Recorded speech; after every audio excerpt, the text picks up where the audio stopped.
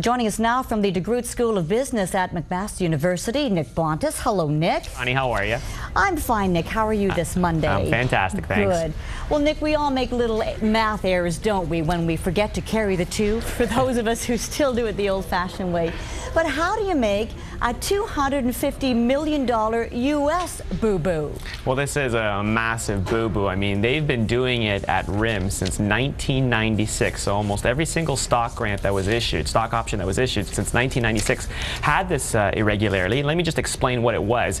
Basically, what they do is when they date these options, they pick a date where the stock price is favorable for the issuer. So that means they'll pick a lower date so that when the person actually redeems, they get a bigger bang for their buck.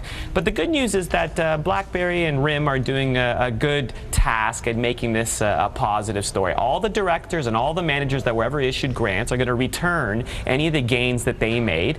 And in fact, the market is responding favorably because the stock price of RIM stayed the same today. It didn't drop precipitously. And the good news here is that RIM was always very proactive in seeking out this mistake. They were the first ones to contact the Ontario Securities Commission, not the other way around. So there's nothing criminal or suspicious at all in this? No, not at all. In fact, I think this was actually a very good ethical issue. And it's important for Jim Balsillie to step down as chairman. I mean, this is just governance 101. The chairman and the CEO should not be the same people. And this will bode well for them moving forward. All right, Nick, we can't let you go without a comment on the meeting between bank officials and Finance Minister Jim Flaherty today over those ATM fees.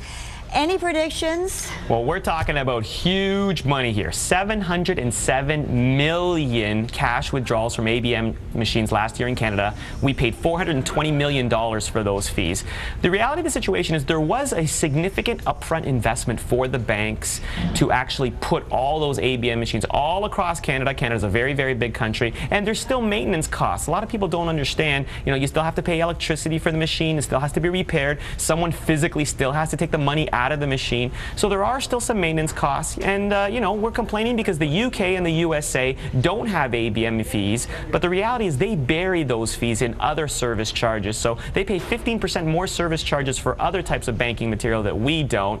We suffer from what is called layering. There are three types of service fees at ABM machines. There's the service fee itself, which if you bank and you actually go to a machine at your bank, you won't get charged for. There's the access fee. So if you are a TD banker, for example, and you go to a CIBC machine, you might pay $1 for the access fee. And there's the convenience fee for those white label machines where you can pay upwards of $2 or $3. So if you add up all those fees together, we're talking about a lot of money. So I got two pieces of advice for our viewers. First piece of advice, go to your own bank machine. That way you never have to worry, you never have to pay any bank charges. If you do happen to go to another bank's machine, make sure you take out at least $40, $60, even $80 out. Don't be taking $20 out at a time because you'll be paying $3 or $4 of that in service fees.